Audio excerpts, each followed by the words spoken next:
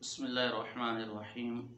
معزز و محترم طلباء کرام اور ناظرین حضرات، عقیدہ علم غیب پر ہمارا درس چل رہا ہے۔ اس سلسلے کا یہ آج کا چوتھا درس ہوگا۔ اس سے پہلے علم غیب کی تعریف، اس میں ہمارے فریق مخالف کا عقیدہ، یہ علم غیب کب ملا، اس کے منکر کا حکم، اس پر گفتگو تھی۔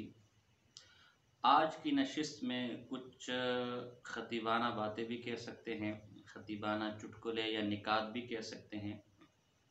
آپ اس کو بیانات میں بھی بتا سکتے ہیں اور مناظرے میں بھی اس کو جگہ جگہ اس پر تنبیہ کر سکتے ہیں، جس کو ہم نے اپنے یہ جو مجموعہ دروس ہے، ہماری فائل ہے، اس میں فوائد شتیٰ کے عنوان سے جمع کی ہے۔ علم غیب کے حوالے سے کچھ فوائد ہے، کچھ فائدے کی باتیں ہیں، کچھ علمی نکات ہیں، جس کو آپ اپنی ثوابدید پر جیسا مناسب سمجھے انہیں اپنے کام میں لا سکتے ہیں۔ فائدہ نمبر 1،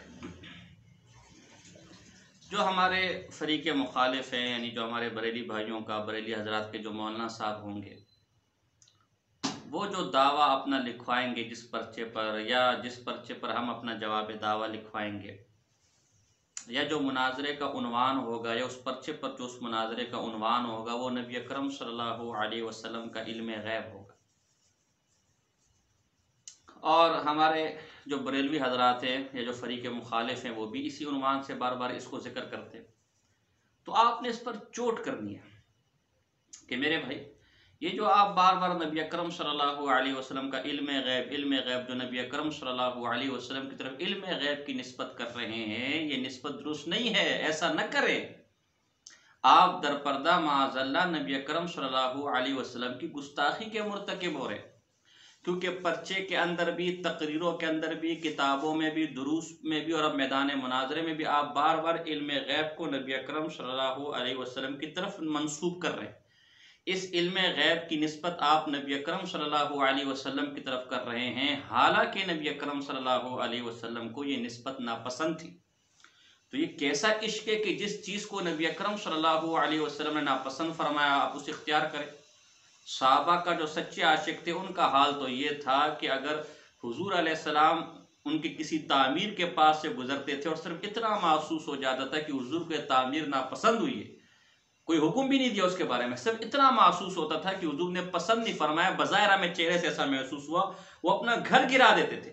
تو کیسا عشق ہے کہ جو نبی اکرم صلی اللہ علیہ وسلم کو پسند نہیں، آپ اسی لفظ کی بار بار نسبت کر رہے ہیں۔ چنانچہ مفتی احمد یار گجراتی صاحب، جو آپ کے حکیم الامت ہے اور جن کی جال حق پڑھ کر آپ مناظر بنے ہیں، ان کی کتاب جاء الحق صفحہ نمبر 129 پر شارحین نے کہا ہے کہ حضور علیہ السلام کا اس کو منع فرمانا اس لیے ہے کہ اس میں علم غیب کی نسبت حضور کی طرف ہے، لہذا آپ کو ناپسند ہے۔ تو گویا حضور علیہ السلام کو اپنی طرف علم غیب کی نسبت ناپسند ہے۔ تو جب اپنی طرف علم غیب کی نسبت نبی اکرم صلی اللہ علیہ وسلم کو ناپسند ہے، تو آپ کس طرح اس کی نسبت کر رہے ہیں حضور علیہ السلام کی طرف؟ آپ توبہ کریں اور آئندہ اس نسبت سے توبہ کریں کہ آئندہ ایسی کوئی نسبت نہیں کریں گے۔ فائدہ نمبر 2، اب جب اس علم غیب کی نسبت حضور کو اپنی طرف کرنا ناپسند ہے، اس کو ناپسند فرمایا اور آپ نے کیا یا آپ کرتے، تو اب جو چیز نبی اکرم صلی اللہ علیہ وسلم کو ناپسند ہے، وہ پسند نہیں فرماتے، وہ لوگ اس کی نسبت نبی اکرم صلی اللہ علیہ وسلم کی طرف کرتے، اس کا انجام بھی ذرا دیکھ لیں۔ قرآن مجید فرقان حمید میں اللہ رب العزت کا ارشاد پاک ہے کہ اعوذ باللہ من الشیطان الرجیم، بسم اللہ الرحمن الرحیم، ان الذین یؤذون اللہ ورسولہ لعنہم اللہ فی الدنیا والآخرہ وأعد لهم عذابا مہینا۔ اس کی تفسیر میں، تفسیر مظہری جلد نمبر 5 صفحہ نمبر 559 پر ہے، عند الجمہور معناہ ان الذین ما یرتکبون ما یکرہہ اللہ ورسولہ۔ اس آیت کا مطلب یہ نہیں، بلا شبہ وہ لوگ جو اللہ اور اس کے رسول کو ایذا دیتے ہیں، اللہ کی لعنت ان پر دنیا میں بھی اور آخرت میں بھی، اور ان کے لیے دردناک عذاب تیار کر رکھا ہے اللہ نے۔ یہ کون لوگ ہیں جن پر اللہ نے لعنت فرمائی؟ جو اللہ اور اس کے رسول کو ایذا دینے والے ہیں، اور اللہ نے ان کے لیے جو ہے وہ لعنت فرمائی، اور دنیا میں ان کے لیے عذاب علیم ہے۔ تفسیر مظہری میں قاضی ثناء اللہ پانی پتی رحمہ اللہ فرماتے ہیں کہ یہ وہ لوگ ہیں کہ جو اس چیز کی نسبت رسول اللہ صلی اللہ علیہ وسلم اور اللہ کی طرف کرتے کہ جس کی نسبت اللہ اور اس کے رسول صلی اللہ علیہ وسلم کو ناپسند ہے، تو آپ نے اسی چیز کی نسبت یعنی علم غیب کی نسبت جو نبی اکرم صلی اللہ علیہ وسلم کو ناپسند ہے اس کی نسبت نبی اکرم صلی اللہ علیہ وسلم کی طرف کی، تو اب آپ کا انجام اس آیت کی روشنی میں آپ خود ہی نکال لیں۔ فائدہ نمبر 3، ہم نے اپنے درس نمبر 1 میں وضاحت کی تھی جب علم غیب کی تعریف بتا رہے تھے کہ علم کی اضافہ جب غیب کی طرف ہو یا عام طور پر علم غیب سے مراد علم غیب ذاتی ہوتا ہے جو بالاتفاق کفر ہے۔ ہمارا فریق مخالف بھی اسے کفر اور شرک کہتے ہیں مخلوق کے لیے ماننے کو، اور ہمارا نزدیک بھی مسئلہ ہے۔ اب جو ہمارا فریق مخالف ہے وہ بار بار کہے گا نبی کا علم غیب، نبی غیب کے علم کو جانتے ہیں، تو نبی کا علم غیب، نبی غیب کے علم کو جانتے ہیں۔ اہل علم جانتے ہیں کہ مضاف مضاف الیہ کے ترجمے میں کے کا کی کا لفظ آتا ہے، تو اردو کے اندر یہ اضافت ہو رہی ہے علم کی غیب کی طرف، تو اس سے متبادر علم غیب ذاتی ہوتے ہیں جو آپ کی نزدیک بھی کفر ہے، ہمارے نزدیک بھی کفر و شرک ہے۔ تو اب آپ اسی چیز کی نسبت کر رہے ہیں بار بار اپنے جملوں میں اپنی تقریروں میں کہ جو کفر اور شرک ہے، لہذا نہ تو آپ نبی کا علم غیب یا نبی علم غیب کے علم کو جانتے تھے، اس طرح کے جملے جس میں علم کی اضافت غیب کی طرف ہو وہ آپ استعمال نہیں کر سکتے۔ فائدہ نمبر 4،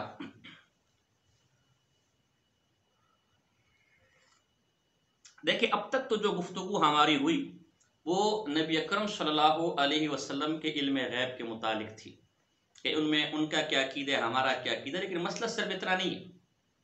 ہم نے تو مسئلے کو ایک اتفاقی بات کی طرف لے کر جانا ہے، ایک حل کی طرف لے کر جانا ہے، تو آپ کے اور ہمارے درمیان صرف نبی اکرم صلی اللہ علیہ وسلم کے علم غیب کا مسئلہ نہیں ہے، بلکہ آپ تو اللہ کے علاوہ تمام انبیاء اور حتیٰ کہ شیطان اور پتھروں اور پتہ نہیں کن کن لوگوں کے لیے علم غیب مانتے ہیں، لہذا صرف نبی اکرم صلی اللہ علیہ وسلم کے علم غیب پر بات نہیں ہوگی، بلکہ جن جن مخلوقات کے لیے آپ علم غیب مانتے ہیں ان سب کے علم غیب پر بات ہوگی۔ آج ظاہر ہے ہم نے مسئلے کو حل کرنا ہے نا، اگر بالفرض نبی اکرم صلی اللہ علیہ وسلم کے علم غیب کا مسئلہ حل ہو بھی جائے تب بھی جو دیگر چیزوں کے لیے آپ علم غیب مانتے ہیں اس مسئلہ تو پھر بھی برقرار رہے گا، لہذا ہمارے ساتھ ان ہر چیزوں پر آپ گفتگو کریں گے جن کے لیے آپ علم غیب مانتے ہیں۔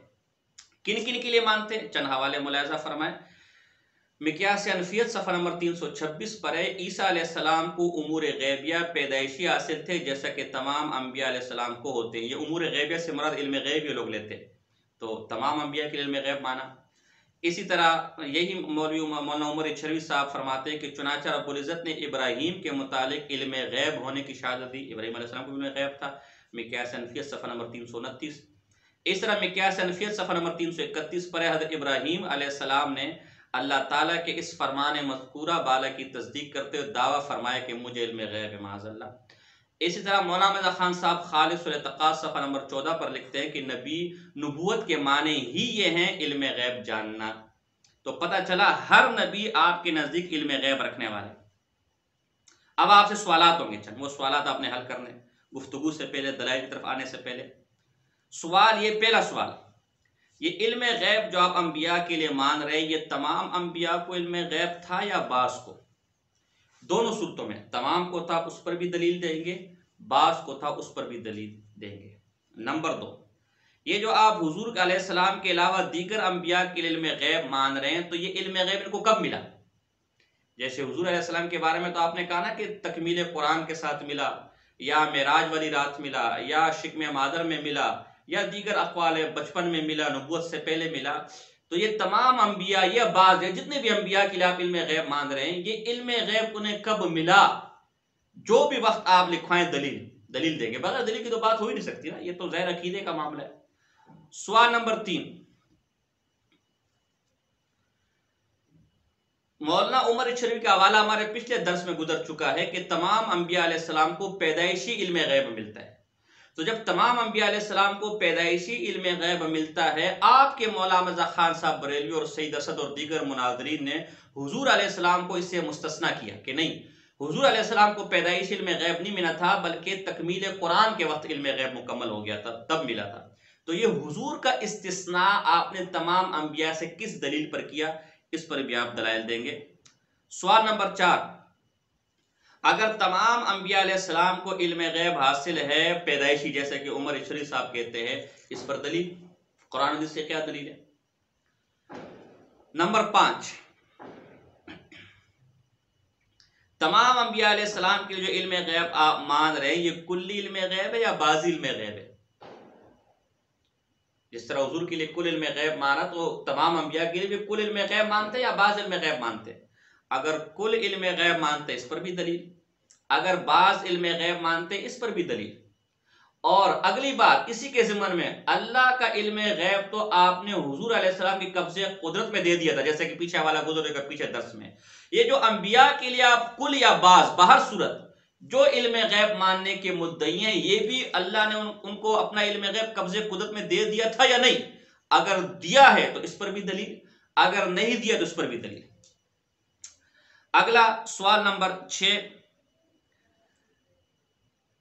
تمام انبیاء کو کتنا علم غیب ملا؟ وہی بات کہ کلی ملا یا بعضی ملا، اس پر آپ نے دلائل دینا ہے۔ دیگر بھی کئی سوالات ہو سکتے ہیں، لیکن فی الحال ہماری گفتگو اتنے میں ہوگی۔ ہر سوال کو کے بارے میں جو بھی جواب آپ کا آئے، اس کو قرآن و حدیث سے ثابت کرنا ہے۔ اگلا مسئلہ، جس طرح حضور علیہ السلام کے لیے علم غیب مان رہے ہیں، تمام انبیاء علیہ السلام کے لیے علم غیب مان رہے ہیں، اس طرح فائدہ نمبر 5، اسی طرح یہ اولیاء اللہ کے لیے بھی علم غیب مانتے ہیں۔ تو مسئلہ صرف انبیاء کے علم غیب پر ختم نہیں ہوگا، بلکہ اولیاء اللہ کے علم غیب پر بھی اب ہم سے بات کریں گے۔ ہمارا تو عقیدہ صاف ہے کہ اللہ کے علاوہ کسی کو علم غیب نہیں، ہم تو اس پر وضاحت کر چکے درس نمبر 1 میں بھی، اور آگے دلائل میں بھی اس پر وضاحت کریں گے۔ آپ کا صرف حضور علیہ السلام کے علم غیب نہیں مانتے، بلکہ انبیاء کے لیے بھی مانتے ہیں، انبیاء کے ساتھ اولیاء اللہ کے لیے بھی علم غیب مانتے ہیں۔ اس پر عقیدہ تو ان کا بالکل واضح ہے، دلائل دینے کی ضرورت بھی نہیں، لیکن ہم بہرحال اتمام حجت کے لیے ایک دلیل دے بھی دیتے تھے۔ مولانا مرزا خان صاحب بریلوی کہتے ہیں، ایک بزرگ فرماتے وہ مرد نہیں جو تمام دنیا کو مثل ہتھیلی کے نہ دیکھے، مرد وہ نہیں جو تمام عالم کو انگوٹھے کے ناخن کے مثل نہ دیکھے۔ حضور سیدنا غوث اعظم رضی اللہ تعالی عنہ قصیدہ غوثیہ شریف میں ارشاد فرماتے ہیں، نظرت الی بلاد اللہ جمعا کخردلۃ علی حکم اتصالی، اور یہ دیکھنا کسی خاص وقت کے ساتھ خاص نہ تھا، بلکہ علی الاتصال یہی حکم ہے، یعنی ہر وقت ان کا لوح محفوظ پر اور تمام عالم پر وہ ان کے نزدیک بالکل یہ ہتھیلی کی مثل ہوتے ہیں۔ میری آنکھ، آگے فرماتے ہیں، میری آنکھ کی پتلی لوح محفوظ میں لگی ہے۔ آگے لکھتے ہیں لوح محفوظ کیا ہے، اس کے بارے میں اللہ تعالیٰ فرماتے ہیں آگے، ہر چھوٹی بڑی چیز لکھی ہوئی ہے، یعنی ہر چھوٹی بڑی ما کان و ما یکون لوح محفوظ میں لکھ لیا گیا۔ لوح محفوظ اولیاء اللہ کے پیش نظر ہوتا ہے تو وہی آپ کے نزدیک علم غیب ہے۔ تو جب لوح محفوظ کے اس کے تمام کائنات روز اول سے، خود ہی وضاحت، روز اول سے روز آخر تک محفوظ ہے، اور روز اول سے روز آخر تک کے تمام احوال ہی کو آپ علم غیب کہہ چکے حضور کے علم غیب کے ثبوت میں۔ تو جس کو اس کا علم ہو، بے شک اسے ساری کائنات کا علم ہوگا۔ ملفوظات حصہ اول صفحہ نمبر 31۔ تو پتہ چلا تمام اولیاء اللہ کی نظر لوح محفوظ پر ہوتی ہے، اور لوح محفوظ میں روز اول سے روز آخر تک کا سب کچھ لکھا ہوا ہے۔ گویا وہ جو حضور کے علم غیب آپ مان رہے تھے روز اول سے روز آخر تک، وہ سارا اپنے اولیاء اللہ کے لیے بھی مان لیا۔ اسی طرح مولانا عبدالحامد بدایونی صاحب لکھتے ہیں، علم غیب بالعرض وہی جو اللہ کے اعلام اور سکھانے سے حاصل ہو، یہی علم انبیاء کرام کا ہے، اور بعض خواص اولیاء اللہ کو حضور پاک کے فیض سے حاصل ہوا۔ تو جو علم غیب حضور علیہ السلام کو دیا گیا، وہی علم غیب حضور کے توسط سے تمام اولیاء نہیں، بعض اولیاء کو بھی حاصل ہے۔ اب وہی سارے سوالات، یہ جو علم غیب روز اول سے روز آخر تک اولیاء اللہ کو حاصل ہے، یہ تمام کو حاصل ہے یا بعض کو؟ تمام پر بھی دلیل کے بزرگوں کی کتابیں کوئی دلیل نہیں ہے، وہ آپ اپنے پاس رکھیں، ہمیں وہ دلیل آپ کے اصول سے ثابت کرائے۔ بار بار میں کہہ رہا ہوں، عقیدے کا مسئلہ ہے نص قطعی، قطع الثبوت، قطع الدلیل، قطع المدلول، قطع الدلالت اور قطع الثبوت، اس کے علاوہ کوئی اور بات نہیں چلے گی۔ یہ علم غیب تمام اولیاء اللہ کو یا بعض کو ہے؟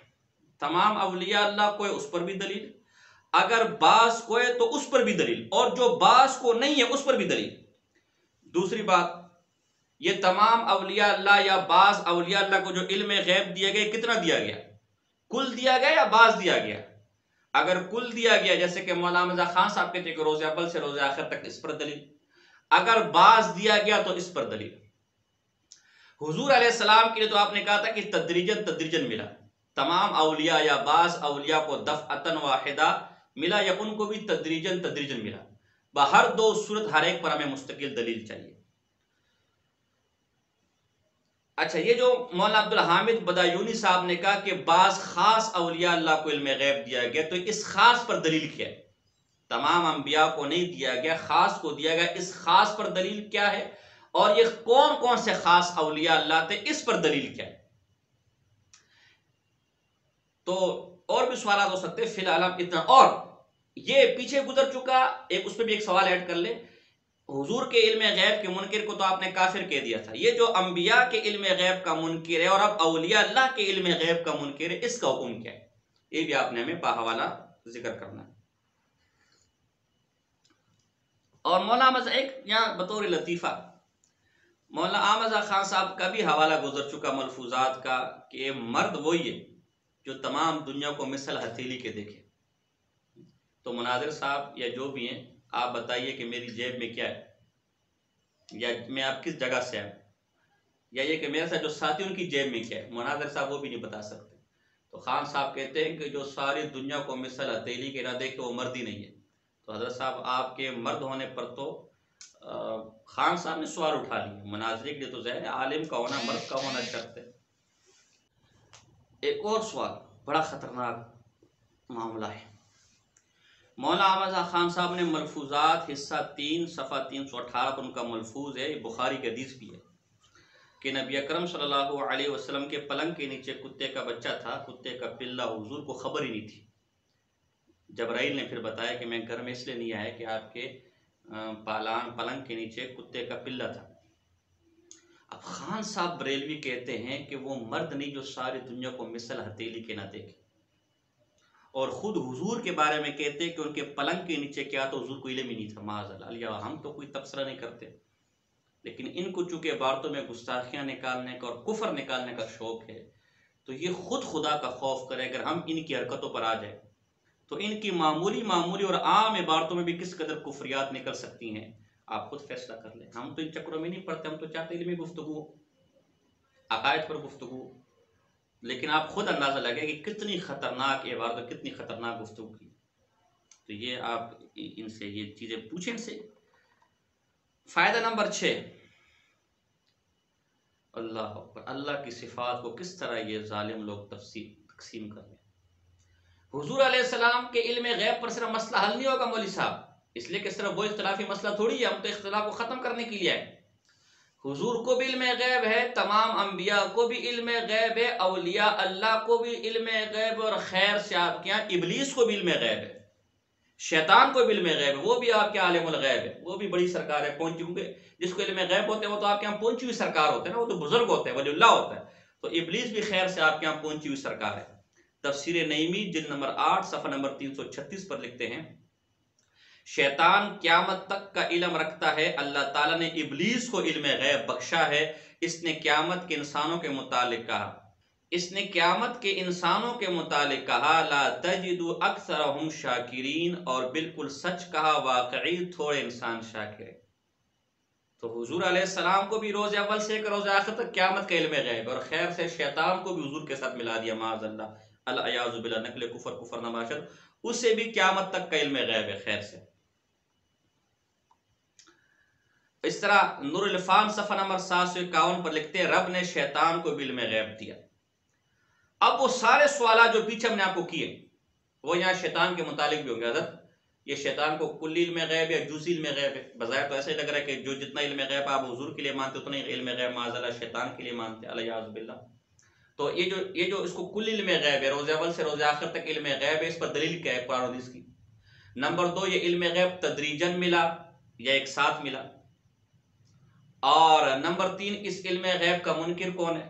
تو یہ سارے سوالات جو پیچھے گزر چکے وہ آپ نے یہاں شیطان کے علم غیب کے متعلق بھی کرنے. 7واں فائدہ، صرف شیطان ہی کو نہیں، ان کے یہاں قلم اور حجر اسود کو بھی علم غیب ہے. चुनाचा फैज अहमद ओवैसी साहब लिखते हैं कलम का इल्म गैब, उन्वान दिया गायतुल मामूल सफ़ा 255, हजर अस्वद का इल्म गैब, गायतुल मामूल सफ़ा नंबर 257। तो यहाँ पर भी वो सारे सवाल हमारे आपसे होंगे और इन सब पर आपने बात करनी है, ये साबित भी आपने करना है। ये जो कलम को और हजर अस्वद को इल्म गैब मिला, ये इल्म गैब कुल्ली है या बास? कुल्ली पर दलील क्या है, बास पर दलील क्या है? ये इल्म गैब कब मिला? इन कलम को पैदा करने के वक्त मिला, पैदा करने के बाद मिला, हजर अस्वद को पैदा करने के वक्त मिला, पैदा करने के बाद मिला, जन्नत से उतारने के बाद मिला, कब मिला?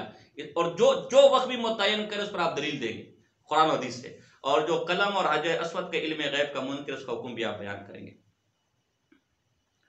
अब आपके सामने चंद बातें आई हैं कि जो इल्म गैब है वो सिर्फ नबी अकरम सल्लल्लाहु अलैहि वसल्लम को नहीं है, बल्कि हुजूर जितना इल्म गैब यानी रोज़े अव्वल से लेकर रोज़े आखिर तक इल्म गैब ये लोग औलिया अल्लाह के लिए भी मानते हैं, अंबिया के लिए भी मानते हैं, बल्कि अपने बुजुर्ग शैतान और इब्लीस के लिए भी मानते हैं, और हजर अस्वद और कलम के लिए भी मानते हैं। गोया हुजूर की कोई खुसूसियत नहीं है माज़अल्लाह इनके यहाँ, इसलिए कि जो इल्म गैब जिस पर आप सुबह शाम स्टेज पर आपने तमाशा और ड्रामे लगाए होते हैं कि हुजूर की फजीलत है, हुजूर की फजीलत है, उस फजीलत में तो उनके साथ माज़अल्लाह बकौल आपके शैतान और इब्लीस भी शरीक है। इब्लीस के लिए भी आप क़यामत तक का इल्म मानते और हुजूर के लिए भी क़यामत तक का इल्म मानते। अब मौला मजा खान साहब, फायदा नंबर 8, मौला मजा खान साहब अपनी किताब में लिखते हैं कि कोई आकिल बल्कि नीम पागल भी ऐसी बात कि जो हर इंसान, हर भंकी, हर चमार, बल्कि हर जानवर, बल्कि हर काफिर मुर्तद में मौजूद हो, महल मदाह में जिक्र ना करेगा, ना इसमें अपने लिए फजल व शर्फ मानेगा। यानी जो चीज हर इंसान को हासिल हो, जो चीज काफिर को भी हासिल है, जानवर को भी हासिल है, मुर्तद को भी हासिल है, उसको मकाम मदा, मकाम तारीफ में बयान नहीं करेगा और ना उस पर अपनी कोई फजीलत देखेगा। तो वो इल्म गैब जो आप नबी अकरम सल्लल्लाहु अलैहि वसल्लम के लिए मान रहे, वो इल्म गैब तमाम अंबिया के लिए भी मान रहे, वो इल्म गैब हुजूर के तमाम उम्मतियों, तमाम औलिया अल्लाह के लिए भी मान रहे, बल्कि शैतान और इब्लीस जैसी मखलूक के जो काफिर और मुर्तद से भी बदतर मखलूक है, उसके लिए भी रोजे आखिर तक और क़यामत तक का इल्म गैब मान रहे। तो मुझे बताइए आमदा खान साहब के इस उसूल में ऐसा इल्म गैब जिसमें तमाम अंबिया शामिल है, तमाम औलिया शामिल है, जिसमें इब्लीस और शैतान शामिल है, भला हुजूर की क्या मदा है और हुजूर के लिए इसको साबित करना कौन सी फजीलत है? मैं कहूं खान साहब, आप कहें जी खान साहब बरेलवी के अंदर ये कमाल है, ये कमाल है, मैं कहूं क्या हो गया, तो शैतान भी कर लेता है, क्या हो गया? ऐसे ही है कि नहीं यार, कोई दुनियादार आदमी हो, वो कोई फन जानता हो, तो आप कहते भाई क्या हो गया, तो फलां भी जानता है। तो अल्लाह के बंदो, खुद आपका खान साहब कह रहे हैं कि जिसमें सब शरीक हो उसको साबित करना कौन सी फजीलत है? तो सुबह शाम आप इस इल्म गैब को नबी की फजीलत, नबी की मदा, नबी के फजाइल में शुमार करते हैं और फिर खुद ये इकरार करते हैं कि ये फजाइल तो इब्लीस को भी हासिल है, ये फजाइल तो हजर अस्वद को भी हासिल है, ये फजाइल तो कलम को भी हासिल है, ये फजाइल तो जनाब जी तमाम औलिया अल्लाह को भी हासिल है, तमाम अंबिया को भी हासिल है। तो बया इसमें हुजूर की क्या फजीलत है जो सबको हासिल है, जो इब्लीस जैसे बेईमान को भी हासिल है? खुद आपके खान साहब बरेली का उसूल हमारे सामने आ गया। लिहाजा आप इसे फजाइल में शुमार नहीं करेंगे, इसको हुजूर के फजाइल में शुमार न करें, इसलिए कि ये इब्लीस को भी हासिल है और ऐसी चीज हुजूर के लिए साबित करना कोई फजीलत नहीं है। अगली बात,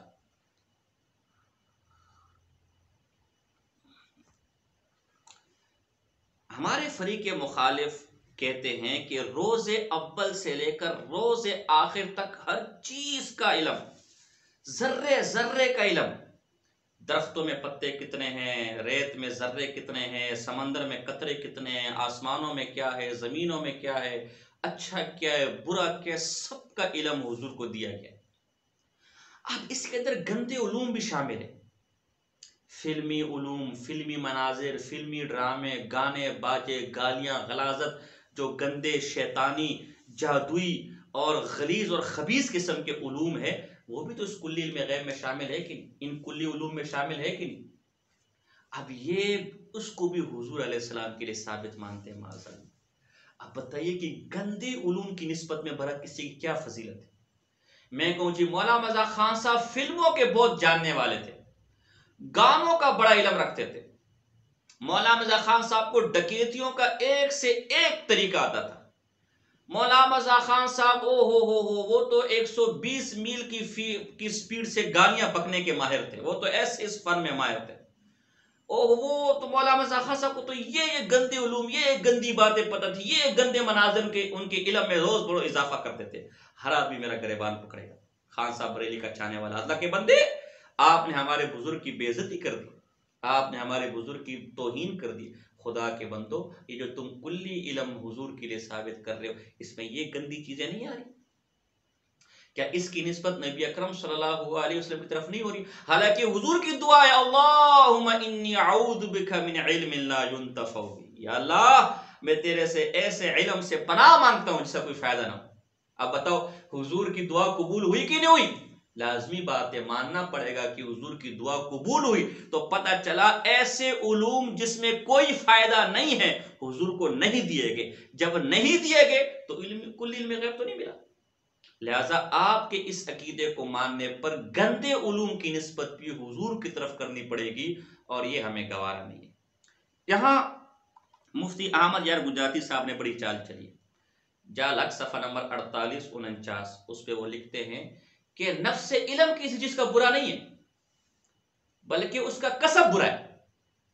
اور کہتے دیکھیں جادو کو ہمارے علماء نے برا علم کا ہے، گندا علم کا ہے، لیکن پھر بھی بعض علماء نے جادو سیکھنے کو جائز قرار دیا. تو اس لیے اے دیوبندی، آپ کیسے کہہ سکتے ہیں کہ اس میں گندے علوم بھی آتے ہیں تو گندے علوم کی نسبت حضور کی طرف ہو رہی ہے، لہذا مناسب نہیں ہے. حالانکہ نفس علم کسی چیز کا بھی برا نہیں ہے. نفس علم تو ہر چیز کا ہو سکتا ہے، اس کو اختیار کرنا، اس کو عمل میں لانا یہ برا ہو سکتا ہے. چنانچہ جادو برا ہے، گندی چیز ہے، اس کا جاننا، اس کا علم رکھنا برا نہیں ہے، وہ کرنا برا ہے. حالانکہ مفتی احمد یار گجراتی صاحب کا یہ قول درست نہیں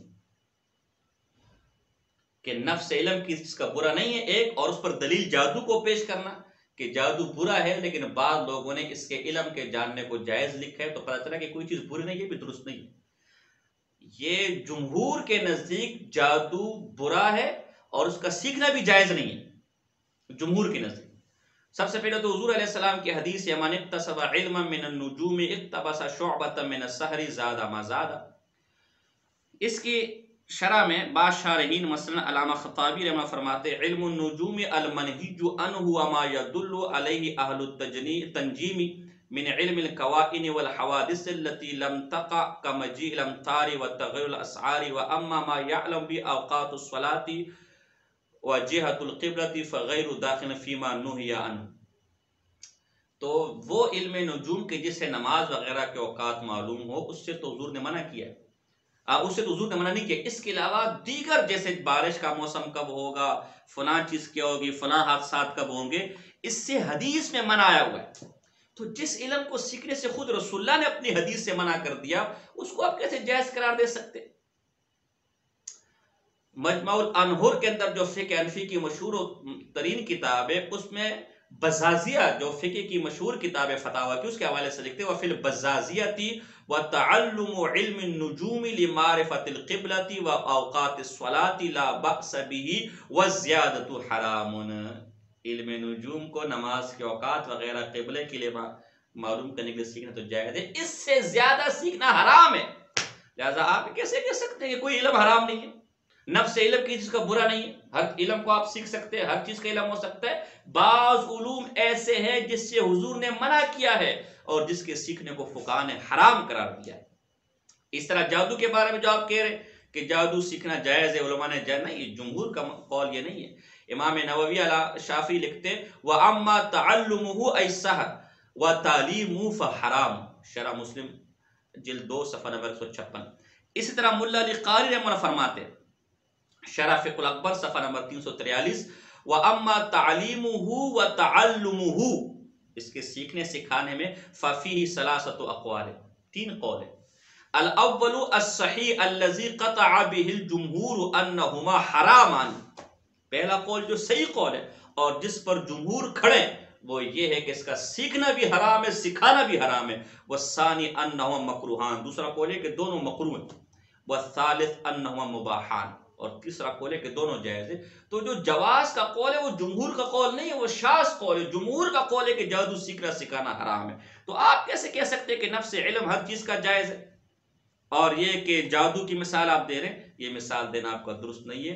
خود مولانا مرزا خان صاحب لکھتے ہیں ملفوظات حصہ 2 صفحہ نمبر 180 وہ علم سیمیا کے بارے میں نہایت ناپاک علم ہے۔ تو جب نہایت ناپاک علم ہے، حضور کا جسم بھی پاک، حضور کی ذات بھی پاک، حضور کی تعلیمات بھی پاک، حضور کے صحابہ بھی پاک، حضور کا قرآن بھی پاک، حضور کی حدیث بھی پاک، حضور کا شہر بھی پاک، حضور کا زمانہ بھی پاک، وہ حضور علیہ السلام کہ جن کی پاکی کی وجہ سے جوئیں ان کے جسم میں نہیں ہوتی تھی، وہ حضور علیہ السلام کی جن کی پاکی کا یہ حال تھا کہ ان کے پسینے مبارک سے بھی مشک و عنبر سے زیادہ خوشبو آتی تھی، اس حضور علیہ السلام کے بارے میں ہمارا ایمان یہ گوارا نہیں کرتا کہ ایک چیز ہو ناپاک اور آپ اس کی نسبت نبی اکرم کی طرف کریں۔ حضور کا تو بول و براز بھی علماء نے لکھے کہ پاک ہے، خون بھی پاک ہے، تو علم کیسے ناپاک ہو سکتا ہے؟ جب سیمیا علم ہے اور وہ ناپاک ہے تو یقینی بات ہے کہ یہ علم حضور علیہ السلام نے حاصل نہیں کیا، اس چیز کا علم حضور علیہ السلام کے پاس نہیں ہے، اور جب اس کا علم حضور کے پاس نہیں تو پھر کل علم غیب حضور کی طرف نسبت کرنا درست نہیں ہے، بلکہ بہت سے علوم ایسے جو ناپاک اور گندے ہیں جن سے اللہ کے رسول کی ذات ماورا ہے، مبرہ ہے، لہذا آپ کا کلی علم غیب اور کلی علوم کا دعویٰ کرنا درست نہیں ہے۔ فائدہ نمبر 10، ہمارے بریلوی حضرات آپ کے سامنے حضور علیہ السلام کا کلی علم یا علم غیب ثابت کرنے کے لیے ایسے دلائل پیش کریں گے جس میں ما یا کل کا لفظ ہو، تفصیلا لکل شیء وعلمک ما لم تکن تعلم، اور پھر کہتے دیکھو ما عموم کے لیے آتا ہے، ہر چیز، اور کل بھی عموم کے لیے، بلکہ مفتی احمد یار گجراتی صاحب، مولانا رضا خان صاحب، دیگر بریلوی حضرات تو اس پر اتفاق ہے کہ ما اور کل میں ایسا عموم ہے کہ کوئی چیز ان میں تخصیص پیدا ہی نہیں کر سکتی۔ تو چونکہ ما اور کل میں عموم ہے، لہذا جہاں حضور کے لیے ما اور کل کا لفظ آیا ہوگا تو مراد اس سے ہو کہ آپ کو کل علم دیا گیا، کل علم غیب یا کل علوم آپ کو دیے گئے، حالانکہ یہ بھی درست نہیں ہے۔ ما اور کل سے عموم مراد، اگرچہ یہ عموم کے لیے ہے، ہم اس سے انکار نہیں کر رہے، لیکن ہر حال میں ہر وقت یہ عموم کے لیے ہو اور ہر چیز اس میں داخل ہو، کوئی چیز بھی خارج نہ ہو، یہ درست نہیں ہے، بلکہ یہ عموم کے لیے تو آتے ہیں لیکن بعضیت اور جزئیت پر بھی دلالت کرتے ہیں۔ چنانچہ میں قرآن سے اور پھر اصول کی کتابوں سے چند مثالیں دیتا ہوں۔ قرآن مجید فرقان حمید سورہ بقرہ آیت نمبر 260، ثم اجعل علی کل جبل منہن جزءا، ظاہر سی بات ہے کل جبل ہر پہاڑ، تو ظاہر ہے کہ ابراہیم علیہ السلام نے دنیا کے ہر پہاڑ پر تو ان پرندوں کے اس گوشت کے قیمہ نہیں رکھا ہوگا، یہاں کل کا لفظ ہے، جبل کی طرف اضافت ہے، علی کل جبل، لیکن تمام دنیا کے پہاڑ مراد نہیں ہے۔ پتہ چلا کہ کل سے عموم مراد نہیں ہوتا کہ اس میں سب چیزیں داخل ہوتی ہے۔ اسی طرح آپ بھی جب کل کا لفظ پیش کریں گے تو اس سے مراد یہ نہیں ہو کہ دنیا کی ہر چیز اس کے اندر آ گئی ہے۔ سورہ انعام آیت نمبر 44 میں فتحنا علیہم ابواب کل شیء، اور سیدھی سی بات ہے اس سے تمام نعمتیں مراد نہیں ہیں، کل شیء سے ہر نعمت کا دروازہ مراد نہیں، بلکہ جو دنیا کی نعمتیں ہیں، سب سے بڑی نعمت نبوت ہے، حالانکہ وہ اللہ نے نہیں دی تھی ان کو۔ اسی طرح ہود علیہ السلام کی قوم کے بارے میں اللہ فرماتے ہیں تدمر کل شیء، کہ وہ جو ان پر باد سرسر آئی تھی، ایک ہوا آئی تھی، اس نے ہر چیز کو نیست و نابود کر دیا، ہر چیز کو ریزہ ریزہ کر دیا، ہر چیز کو ختم کر دیا، کل شیء، ہر چیز کو۔ ظاہر سی بات ہے آسمان اپنی جگہ کھڑا تھا، اس کو تو ختم نہیں کیا، سورج اپنی جگہ پر کھڑا تھا، چاند ستارے اپنی جگہ پر کھڑے تھے، کل کا لفظ آیا ہے یہاں پر بھی، لیکن ہر چیز مراد نہیں ہے۔ لہذا یہ کہنا کہ کل میں تو ایسا عموم ہے کہ اس میں خصوص آ ہی نہیں سکتا، یہ درست نہیں ہے۔ اور بھی حوالے دیے جا سکتے ہیں، فی الحال یہ 2-3 آیتیں کافی ہیں۔ قاموس صفحہ نمبر 1065 پر ہے کل کے بارے میں، قد جاء بمعنی بعض ضد، کہتے ہیں یہ کل کبھی کل اور ما اور من وغیرہ یہ کبھی کبھی بعض کے معنی میں بھی آتے ہیں، لہذا اس سے ہر حال میں کل کا معنی مراد لینا درست ہے۔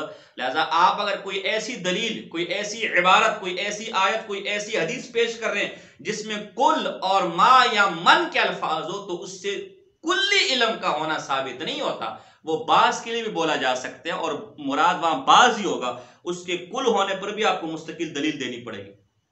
نور الانوار صفحہ نمبر 86 پر ہے وَكَلِمَةُ كُلْ يَحْتَمِلُ خصوص، کل کلمہ عموم کے لیے تو آتا ہے لیکن کبھی کبھی خصوص تخصیص کا فائدہ بھی دیتا ہے۔ علامہ زبیدی فرماتے ہیں وقد جاء استعمال بمعنى باز وعلی حمل قول عثمان حين دخل علی فقیل له ابی امرک هذا قال كل ذلك اے بازه عن امری. دیکھو کل ذالک حضرت عثمان نے فرمایا باغیوں کے سامنے، خارجیوں کے سامنے، لیکن اس کل سے مراد تمام کل نہیں تھا بلکہ بعض تھا. وبعض بغیر امری قال، آگے کہتے ہیں قال شیخنا وجعلوا من ایضا قول تعالی فکلی من کل الثمرات واوتیت من کل شیء. دیکھیں دونوں آیتوں میں کل کا لفظ ہے لیکن اس کل سے مراد بعض ہے. تاج العروس اس کا جز نمبر 30 ہے، صفحہ نمبر 339 ہے. تو دیکھو کل کا لفظ ہے لیکن یہ کہ اس کل سے تمام مراد نہیں بلکہ بعض مراد ہے. نور الانوار صفحہ نمبر 84 پر ہے وما ومن یحتملان العموم والخصوص. دیکھو ما اور من عموم و خصوص دونوں پر بولے جاتے ہیں، لہذا کل اور من اور ما سے ہمیشہ کلی علم مراد لینا. جو آپ دلائل دیں گے یہ تقریب تام نہیں ہے، یہ کوئی دلیل نہیں بلکہ اس میں کلی ثابت کرنا پڑے گا. لہذا ہمارے حضرات بھی بزرگوں کی بارات میں کل کا لفظ آ جائے حضور کے لیے یا ماں کا لفظ آ جائے، قرآن و حدیث میں کل اور ماں کا لفظ آ جائے، اس سے پریشان نہ ہو، اس لیے کہ اس سے مراد بعض ہے. اس لیے کہ قرآن و حدیث کے انبار انشاءاللہ آگے ہم آپ کے سامنے بیان کریں گے، علماء کے حوالہ جات کے ڈھیر ہم آپ کے سامنے لائیں گے کہ جس سے معلوم ہو کہ حضور صلی اللہ علیہ وسلم کلی علم غیب نہیں دیا گیا اور کلی علوم نہیں دیے گئے. تو جب کلی علم غیب اور کلی علوم نہیں دیے گئے تو نصوص قطعیہ سے ثابت ہو گیا کہ جہاں جہاں حضور کی طرف کل کی نسبت ہے اس کل سے مراد بعض ہے. اس لیے کہ جب ایک لفظ دونوں معنوں کا اعتماد رکھتا ہے تو قرائن کی وجہ سے کسی ایک معنی کو آپ لے سکتے ہیں، اور یہاں تو نصوص قطعیہ موجود ہے کہ وہ کل عموم پر نہیں بلکہ خصوص پر ہے. بلکہ خود مفتی احمد یار گلجاتی صاحب لکھتے ہیں تفسیر نور الانفال صفحہ نمبر 846 پر، جیسے کل بمعنی بعض بھی بولا جاتا ہے. سورہ زخرف آیت نمبر 58 کے حاشیے پر وہ لکھتے ہیں کل بمعنی بعض. دیکھو یہاں پر بھی کل بمعنی بعض، لہذا کل سے کلی علم ثابت کرنا یہ درست نہیں ہے. تو آگے جب ہم بریلوی حضرات کے دلائل دیں گے، ذکر کریں گے، تو اس میں کل وغیرہ کے الفاظ آئے تو اس کا اگر ہم نے جواب نہیں بھی دیا تو یہاں اصولی جواب ہو گیا کہ اس کل سے کلی علم مراد نہیں ہو سکتا. شرح مواقف کا بھی حوالہ میں نے یہاں نوٹ کیا ہے، آپ اگر نوٹ کرنا چاہیں جلد نمبر 8 ہے، صفحہ نمبر 364 ہے. قلنا الموصولات یعنی ما اور من جو ہے لم توضع للعموم بل ہی للجنس تحتمل العموم والخصوص. جو موصولات ہے ما من وغیرہ یہ خصوص کے لیے بھی آتے ہیں، عموم کے لیے بھی آتے ہیں. فائدہ نمبر 11، ہمارے بریلوی بھائیوں کو ایک مغالطہ یہ بھی لگا ہے کہ جب آپ ان کے سامنے ایسے دلائل، اور یہ سارے مغالطے دراصل احمد خان صاحب کے پیدا کرتے ہیں، وہاں سے مفتی احمد یار گجراتی صاحب نے لیے اور انہی کو پڑھ کر آج کے ہمارے ساتھی مناظر بنے. باقی ان کے پاس ہے کچھ بھی نہیں. ان کا آپ جال حق کا اچھی طرح مطالعہ کر لینا، اس میں آپ، اور جال حق میں بھی کچھ بھی نہیں ہے، چاہے کلمت العلیاء ہے، چاہے جال حق ہے، چاہے مقیاس حنفیت ہے، سارا مولانا مرزا خان صاحب کا چربا ہے. لیکن مولانا مرزا خان صاحب کی اردو ذرا مشکل ہوتی ہے اور اس میں لایانی باتیں بھی بہت ہوتی ہے. ہمارا جو آج کل کا نوجوان ہے اس کو ذرا سمجھنے میں مشکل ہوتی ہے. تو جا الحق آپ ذہن میں بٹھا لیں، یہ سارے اسی کو پڑھ کے مناظر بنے، اس سے باہر انشاءاللہ کوئی چیز بھی نہیں آئے گی. یہ انشاءاللہ ہم آپ کو یقین دلاتے ہیں. تو یہ مغالطے بھی جال حق کی ہیں اور احمد خان صاحب کی ہیں. آپ جب کوئی ایسے دلائل پیش کریں گے کہ جس میں نبی اکرم صلی اللہ علیہ وسلم نے کسی چیز سے اپنی لا علمی کا اظہار کیا ہو کہ مجھے معلوم نہیں ہے، مجھے معلوم نہیں ہے، ہم اس کو اس باب میں پیش کرتے کہ دیکھو حضور کو اگر کلی علم غیب ہوتا یا کلی علوم ہوتے تو کہتے مجھے پتہ ہے، لیکن حضور تو انکار کرتے ہیں. اب اس کے جواب میں ہمارے بریلی بھائی کہتے نہیں، لا علمی ہونا کسی چیز سے یہ عدم علم کی دلیل نہیں ہے، یہ علم نہ ہونے کی دلیل نہیں ہے، بلکہ بعض اوقات کسی مصلحت کی بنا پر آدمی سوال کرتا ہے، آدمی لا علمی ظاہر کرتا ہے. لہذا اگر حضور علیہ السلام نے کسی چیز کے بارے میں سوال کیا کہ یہ کیا ہے، کیسا ہے، یا کسی چیز سے لا علمی بتائی تو یہ حضور کے لا علمی یا عدم علم کی دلیل نہیں ہے، یا کلی علم غیب کی نفی کی دلیل نہیں ہے، بلکہ ممکن ہے کسی مصلحت سے حضور نے وہ سوال کیا ہو یا کسی مصلحت سے لا علمی ظاہر کیا ہو. جیسے کہ قرآن میں آتے وما تلک بیمینک یا موسیٰ، اللہ نے موسیٰ علیہ السلام سے سوال کیا کہ تیرے ہاتھ میں کیا ہے، تیرے دائیں ہاتھ میں کیا ہے، حالانکہ اللہ کو پتہ تھا. تو ظاہر ہے اللہ کے سوال کسی مصلحت کی بنیاد پر ہے. لہذا آپ جو دلائل پیش کر رہے ہیں جس میں حضور نے کسی سے کسی چیز کے بارے میں سوال کیا، پوچھا یہ حضور کے عدم علم کی دلیل نہیں ہے بلکہ کسی نہ کسی مصلحت کے تحت ہوگی، یہ بھی سراسر مغالطہ ہے۔ ایک تو مخلوق کو اللہ پر قیاس کرنا جائز ہی نہیں ہے، آپ نے یہاں اللہ کی مثال دی ہے معاذ اللہ۔ دوسری بات ہے کہ اللہ کا کلی علم اور عالم الغیب ہونا اور بکل شیء علیم ہونا اور علیم بذات الصدور ہونا یہ دلائل قطعیہ سے ثابت ہے۔ لہذا اگر اللہ نے کسی چیز کے بارے میں سوال کیا تو ہم یہی کہیں گے کہ جب اللہ سب کچھ جاننے والا ہے تو یقیناً یہ سوال کسی نہ کسی مصلحت کی بنیاد پر ہے۔ لیکن جہاں حضور علیہ السلام نے سوال کیا ان کے لیے قاعدہ یہ ہے کہ وہ کل علم غیب نہیں جانتے، وہ کل کی بات نہیں جانتے بغیر بتلائے، وہ دلوں کے حال نہیں جانتے، لوح محفوظ پر ہر وقت ان کی نظر نہیں ہے، وہ علم غیب نہیں جانتے، لہٰذا ان کے بارے میں اصل اور قاعدے کی بات یہی ہے کہ جب انہوں نے سوال کیا تو عدم علم ہی کی بنیاد پر کیا ہوگا، الا یہ کہ دلائل قطعیہ سے ثابت ہو جائے یا قرائن قطعیہ سے ثابت ہو جائے کہ یہ سوال کسی مصلحت کی بنیاد پر تھا، پھر تو الگ مسئلہ ہے۔ لیکن اگر ایسا کوئی قرینہ نہیں ہے تو پھر یہی مانیں گے کہ حضور نے سوال عدم علم کی وجہ سے کیا ہے۔ بلکہ بعض حدیثیں تو انشاءاللہ ہم آگے پیش کریں گے بھی، بعض حدیثیں تو ایسی ہیں کہ سوال کرنے کے بعد ہی آپ کو کسی چیز کا پتہ چلا۔ چنانچہ صحیح ابن حبان جلد نمبر 7 صفحہ نمبر 356، المعجم الکبیر جلد نمبر 22 صفحہ نمبر 229، رقم الحدیث 627، مسند امام احمد بن حنبل جلد نمبر 32 صفحہ نمبر 201، رقم الحدیث 19452 اور دیگر کتابوں میں حدیث ہے فرآ قبرا جدیدا، حضور علیہ السلام نے ایک نئی قبر دیکھی، فقال ما ھذا، حضور نے سوال کیا کسی قبر ہے، کیا معاملہ ہے؟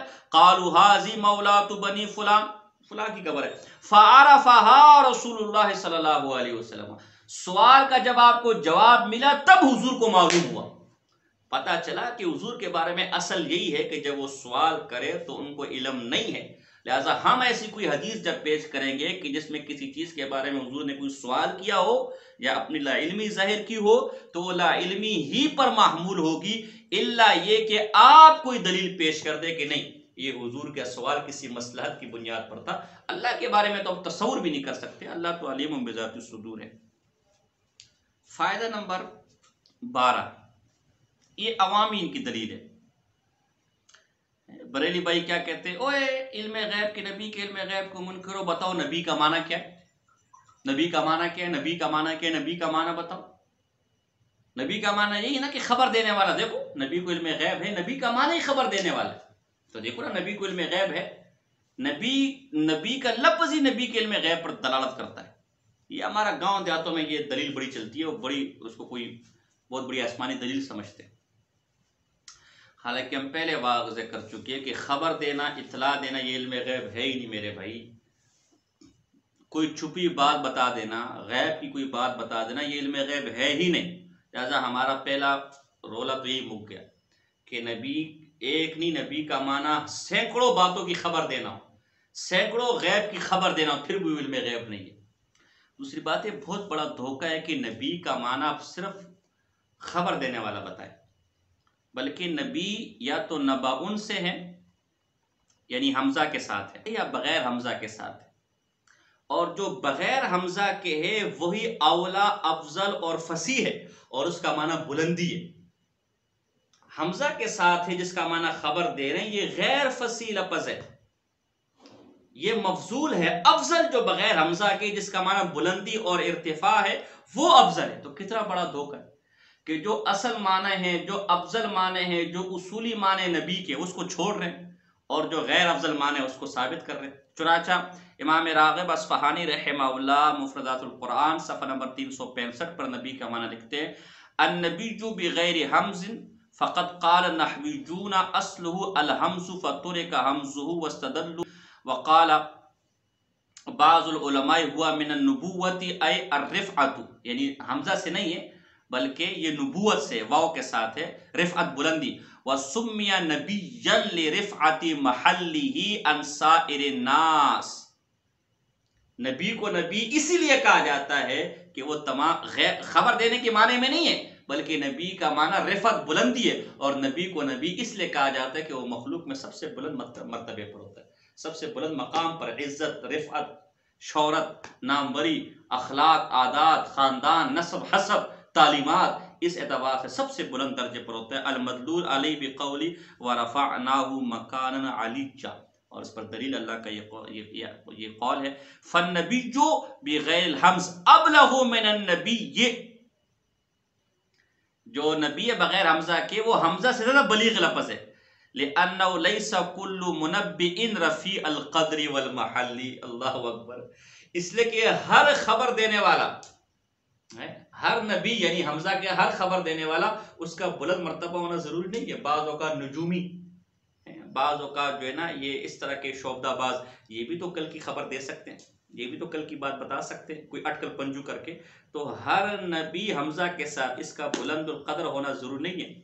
وَلِذَلِكَ قَالَ علیہ الصلوۃ والسلام لمن قال یا نبی اللہ، حضور علیہ السلام ایک شخص نے حمزہ کے ساتھ پکارا یا نبی اللہ، فقال لست بنبی اللہ ولکن نبی اللہ، حضور نے حمزہ کے ساتھ اپنے آپ کو پکارنے سے منع کیا اور فرمایا میں نبی اللہ ہوں۔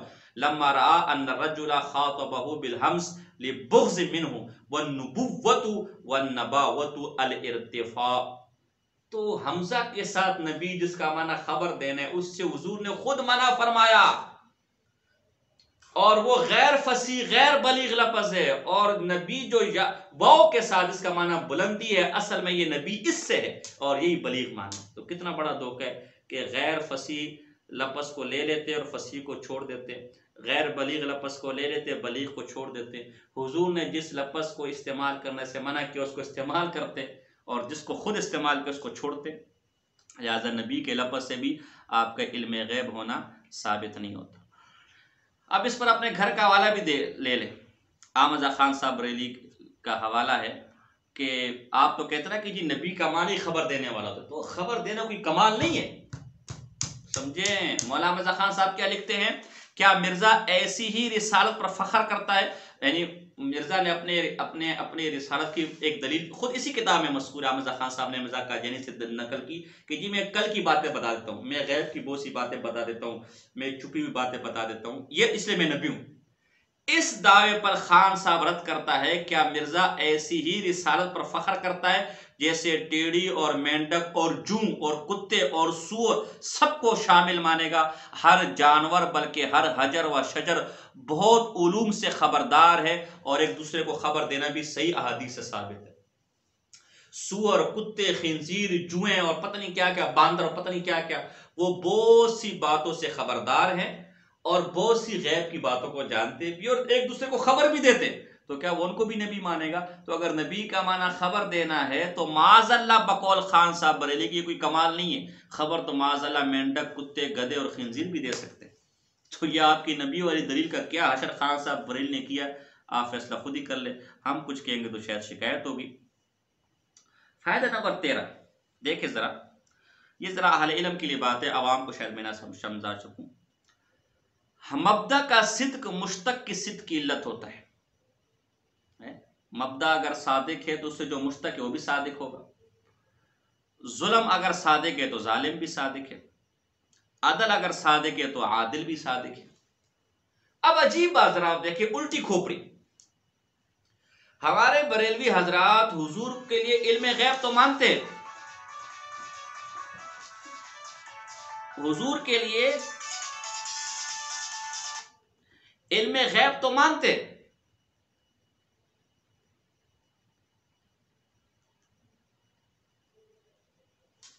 حضور کے لیے علم غیب تو مانتے، مبدا تو مانتے، لیکن مشتق نہیں مانتے، عالم الغیب۔ اور بھئی اگر مبدا صادق ہے تو مشتق بھی صادق ہے، اگر مشتق صادق ہے تو مبدا بھی صادق ہے، اگر علم غیب ہے تو عالم الغیب بھی ہے، اگر عالم الغیب ہے تو علم غیب بھی ہے، اگر عالم الغیب نہیں ہے تو علم غیب بھی نہیں ہے۔ یہ عجیب بات ہوگی، علم غیب تو ہے، مبدا تو ثابت ہے، لیکن عالم الغیب نہیں، مشتق کاذب ہے، مشتق صادق نہیں، یہ کیسے ہو سکتا ہے؟ چنانچہ مولانا اختر رضا خان صاحب ازہری بریلوی لکھتے ہیں، انوار رضا صفحہ نمبر 134، رہا آپ کا ہماری نسبت یہ کہنا ہے کہ حضور عالم الغیب ہے، بالکل افطرا ہے۔ عالم الغیب مثل رحمان و قیوم و قدوس وغیرہ اسماء خاصہ ذات باری تعالیٰ میں سے، اس کا اطلاق غیر خدا کے لیے اہل سنت کے نزدیک حرام ہونا جائز ہے۔ جب عالم الغیب خاص ہے، اب تو آپ دلیل بھی دیں گے کہ کہ عالم الغیب یہ خاص ہے باری تعالیٰ ہے. جب عالم الغیب خاص ہے باری تعالیٰ ہے تو علم غیب بھی خاص ہے باری تعالیٰ ہے. تو جس طرح عالم الغیب کو مخلوق کی طرف نسبت کرنا جائز نہیں ہے، علم غیب کی نسبت بھی مخلوق کی طرف کرنا جائز نہیں ہے.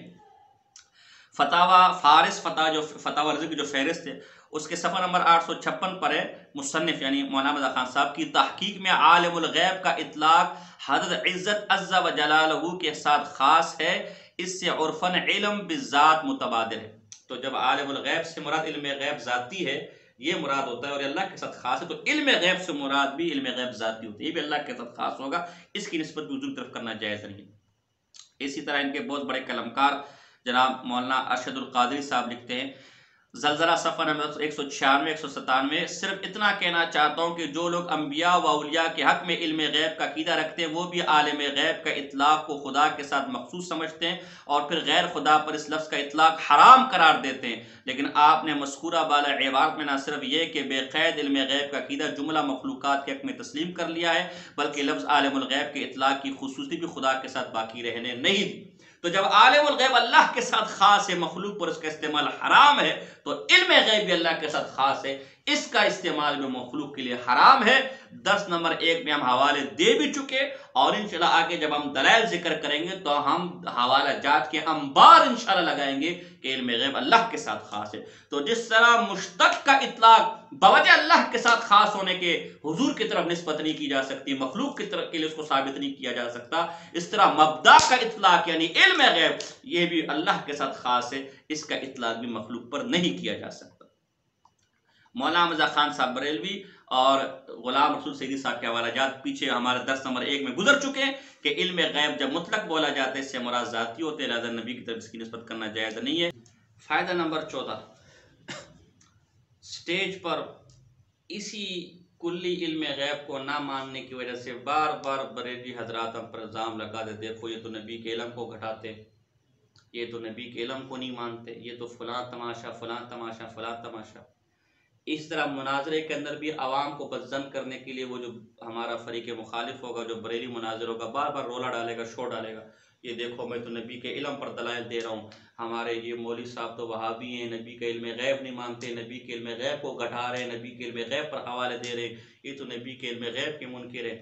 ایسی صورتحال کے لیے میں 1-2 حوالے دے رہا ہوں، اس کو نوٹ کریں اور خوب خطیبانہ انداز میں جو بھی آپ کا انداز ہو ٹائٹ کرے کہ اس کو بتائیں کہ تیرے بڑے ہمارے بارے میں کیا کہتے اور تو کیا کہہ رہا ہے. چنانچہ مفتی احمد یار گجراتی صاحب جال حق صفحہ نمبر 126 پر لکھتے ہیں، اس کی عقلی دلیل یہ ہے کہ مخالفین بھی مانتے کہ حضور علیہ السلام کا علم تمام مخلوق سے زیادہ ہے. اللہ اکبر. تو مخالفین آپ کے کون ہیں؟ ہمارے علاوہ کون ہے؟ یا تو اب ہمیں اپنا بھائی مانیں، اگر نہیں ہم آپ کے مخالفین ہیں تو ہمارا عقیدہ آپ کے بڑوں نے کہا کہ ہم بھی حضور علیہ السلام کا علم تمام مخلوقات سے زیادہ مانتے ہیں، لہذا ہم پر حضور کے لیے معاذ اللہ کم علم یا لا علم ہونے کے الزام یا حضور کے علم کو گھٹانے کے الزام لگانا یہ سراسر ناانصافی، دھوکہ، فراڈ ہے. اپنے بڑوں کو جھوٹا مانیں یا پھر آپ اپنے اس دعوے سے رجوع کریں. مولانا فیض احمد اویسی صاحب لکھتے ہیں غایت المعمول فی علم الرسول صفحہ نمبر 16 پر، تمام مخلوق سے زیادہ نبی کریم صلی اللہ علیہ وسلم کا علم زیادہ ہے، جس کا اقرار مولوی قاسم نانوتوی نے بھی تحذیر الناس میں کیا ہے. اللہ اکبر کبیرہ. مخالفین کا معنی بھی سامنے آ گیا کہ مخالفین سے مراد علماء دیوبند خصوصاً حجت الاسلام قاسم العلوم والخیرات بانی دارالعلوم دیوبند حضرت مولانا قاسم نانوتوی صاحب صدیقی رحمہ اللہ ہے. ان کے نزدیک حضور علیہ السلام کا علم تمام مخلوقات سے زیادہ ہے. ہم ان کے ماننے والے ہیں، ان کے چاہنے والے ہیں، ان کے اندھے پیروکار، اندھے مقلد ہیں. اللہ ہمارا خاتمہ اسی عقیدے، اسی ایمان پر کرے کہ جو ایمان، جو عقیدہ مولانا قاسم نانوتوی رحمہ اللہ کا تھا، اور قیامت کے دن انہی کے ساتھ ہمارا حشر کرے اور انہی کے پڑوس میں ہمیں جنت میں مقام عطا فرمائے. اللہ سے ہماری دعا ہے. ان کا عقیدہ آپ کے نزدیک یہ ہے کہ ان کا علم سب سے زیادہ تھا. تو جب ان کا علم سب سے زیادہ تھا آپ کے نزدیک، یعنی ان کا عقیدہ ہے کہ حضور علیہ السلام کا علم سب سے زیادہ تھا، تو جب ان کے نزدیک حضور علیہ السلام کا علم سب سے زیادہ ہے تو آپ اب تک یہ دھوکہ دیتے رہے کہ یہ جو بندی حضور علیہ السلام کے علم کے منکر. آپ کے بڑے تو کہتے ہیں کہ ان کے نزدیک مخلوقات میں سب سے زیادہ علم حضور علیہ السلام کو ملا، لہذا خواہ مخواہ میں یہ دھوکہ لوگ کو نہ دے. ایک فائدہ نمبر 15، ایک ہمارے بریلی بھائیوں کو یہ بھی مغالطہ لگا کہ شاید یہ علم غیب یہ حضور علیہ السلام کے کمالات میں سے، ان کی عزت اور شرف میں سے، حالانکہ شرح شفا کے اندر ملا علی قاری رحمہ اللہ جلد نمبر 2 صفحہ نمبر 343 پہ لکھتے کہ بعض چیزوں پر عدم اطلاع یہ کسی نبی کی شان کو نہیں گھٹاتی، لہذا اگر ہم ایسے علوم کے جن کے کوئی نبوت سے، آخرت سے، فضیلت سے، رفت سے کوئی تعلق ہی نہیں ہے، اس سے اگر ہم منکر ہو جائے تو یہ حضور کے علم کو تھوڑی گھٹاتا ہے، حضور کی شان کو تھوڑی گھٹاتا ہے۔ آپ مجھے بتائیں نا، گھوڑے میں کتنے بال ہیں، گھوڑے کی پیٹھ پر جوئے کتنی رینگ رہی ہے، ریت میں ذرے کتنے ہیں، سمندر میں قطرے کتنے، بڑا اس سے حضور کے علم کا کیا لینا دینا؟ اور اس کو ثابت کرنے پر حضور کی کون سی فضیلت ثابت ہوتی ہے؟ کس کے پیٹ میں کتنے حمل ہیں، کون رات کو کیا کر رہا ہے، کون رات کو کہاں سو رہا ہے، کتنے جھوٹ بولے، کتنے سچ بولے، اس سے حضور کا کیا لینا دینا؟ اور اس سے حضور کی کون سی شان پڑتی ہے؟ اس لیے یہ نظریہ ہی غلط ہے کہ حضور کے علم غیب کا منکر گویا حضور کی شان کو گھٹانے والا ہے، گھٹانے والا نہیں بلکہ بڑھانے والا ہے، اس لیے کہ حضور اللہ کے عبد ہے، مخلوق ہے، اور مخلوق کا خاصہ یہ، مخلوق کی شان یہی ہے کہ وہ خالق کی صفات سے متصف نہ ہو، اور علم غیب یہ خالق کی صفت ہے، مخلوق کی صفت نہیں ہے۔ چنانچہ تفسیر مدارک صفحہ نمبر جلد نمبر 1 صفحہ نمبر 623 پر ہے، ان انا الا عبد ارسلت نذیرا وبشیرا وما من شانی ان اعلم الغیب۔ اللہ اکبر، حضور تو فرما رہے کہ میں اس کا ایک بندہ ہوں عاجز، مجھے اللہ نے بشیر اور نذیر بنا کر بھیجا، میری یہ شان ہی نہیں ہے، میرا یہ مقام ہی نہیں ہے، میرے لیے کوئی فضیلت کی بات ہی نہیں ہے، منقبت کی بات ہی نہیں کہ میں غیب جانتا ہوں۔ تو جب علم غیب کا جاننا حضور کے فضائل میں ہے ہی نہیں، حضور کے شان میں ہے، یعنی علم غیب کا حاصل ہو جانا، کل علم غیب کا حاصل ہو جانا یہ حضور کی شان ہی میں نہیں ہے، حضور کی فضیلت میں ہی نہیں ہے، تو پھر اس کو نہ ماننے پر گستاخی کا فتویٰ کیسے لگے گا؟ مجھے سمجھاؤ تو ذرا۔ ایسے یہ بنیادی مغالطہ ہے کہ ہم حضور سے لا یعنی باتوں کی نفی کریں گے، یا یہ جو خود ساختہ علم غیب ہے اس کی نفی کریں گے تو کوئی حضور کی شان میں کمی آئے گی، قطعاً کمی نہیں آئے گی۔ اس پر تفصیلی حوالے سے ہم آگے بھی دیں گے۔ تو یہ چند اور بھی فائدے میں نے لکھے، لیکن یہ چند فائدے جو میں نے آپ کے سامنے ذکر کیے، اس کو آپ اپنے پاس محفوظ بھی رکھیں، آپ اس کو بیان وغیرہ میں بھی استعمال کر سکتے ہیں، بطور سوال فریق مخالف پر بھی پیش کر سکتے ہیں۔ البتہ دعوے کی تنقید میں جو آپ نے کام کرنا ہے کہ حضور کے علم غیب پر صرف بات ختم نہیں کرنی، وہ جو شروع میں ہم نے چند فوائد بتائے نا کہ انبیاء کو بھی علم غیب ہے، اولیاء کو بھی علم غیب ہے، ابلیس کو بھی علم غیب ہے، قلم حجر و الا بلا، بلکہ ایسے بھی حوالے میں نے پیش نہیں کیے کہ بلیوں کو بھی علم غیب ہے، میں اس طرف نہیں جاتا، گدھے کو بھی علم غیب ہے، میں اس طرف نہیں جاتا، معاذ اللہ۔ تو یہ دعوے کی تنقید میں آپ نے یہ چیز کو لانا ہے کہ نہیں بھئی صرف حضور کے علم غیب پر ہم بات نہیں کریں گے، مسئلہ تو ہمارا پھر بھی اٹکا رہے گا، لہذا ہمارے ساتھ انبیاء کے علم غیب پر بھی بات کرو گے، شیاطین ابلیس کے علم غیب پر بھی، گدھے گھوڑے کتوں کے علم غیب پر بھی بات کرو گے، اور پھر وہی ان پر دلائل، سوالات، اور پھر جو خان صاحب بریلی کا میں نے حوالہ دیا کہ جو چیز سب کو ایسی چیز جس میں سب شریک ہو، اس کو ثابت کرنے میں کون سی مدد ہے، کون سی فضیلت ہے، تو اس کو پکڑ کے پھر آپ نے خوب رد کرنا ہے، اور یہ باقی باتیں پھر آپ کو بتائی ہیں، اس پر بھی آپ نے عمل کرنا ہے۔ یہ چند بنیادی باتیں تھیں، جو باتیں اور بھی بہت ہیں، لیکن ظاہر سی باتیں وقت سال کا آخر بھی ہے، دروس بھی دینے ہوتے، صبح تک سے شام تک مطالعہ بھی کرنا ہوتا ہے، دیگر بھی مسائل ہیں، تو یہ چند ہم نے مختصر باتیں کی۔ اب کل سے انشاءاللہ ہمارے دلائل شروع ہوں گے، پہلے ہمارے دلائل ہوں گے قرآن سے، تفاسیر کی روشنی میں، پھر احادیث سے، پھر یہ صحابہ، پھر تابعین، پھر محدثین، پھر فقہا، مفسرین، اصولیین، ہم ان کے حوالے پیش کریں گے کہ ان کا موقف کیا ہے، اور پھر جو ہمارے بریلی حضرات ہیں ان کے دلائل چند، سب تو نہیں کر سکتے، چند ذکر کر کے پھر ہم جواب دیں گے۔ تو انشاءاللہ عز و جل یہ عنوان ہمارا اس طرح تھوڑا تھوڑا کر کے مکمل ہو جائے گا۔ ہمارے ساتھ رہیے، غیر حاضری مت کیجیے، اور یہ جو ہم ویڈیو کے ذریعے دیکھنے والے حضرات پابندی سے ہمارے دروس سنیں۔ انشاءاللہ اللہ کی ذات سے امید ہے کہ اس طرز پر آپ نے علم غیب کے عنوان پر، اور آگے بھی جتنے عنوانات ہمارے آئیں گے، اس طرز پر یہ گفتگو آپ نے نہ کہیں پڑھی ہوگی، نہ کہیں دیکھی ہوگی، اور نہ پھر سمجھ پائیں گے۔ اللہ پاک سمجھنے سمجھانے کی توفیق عطا فرمائے۔ وما علینا الا البلاغ المبین۔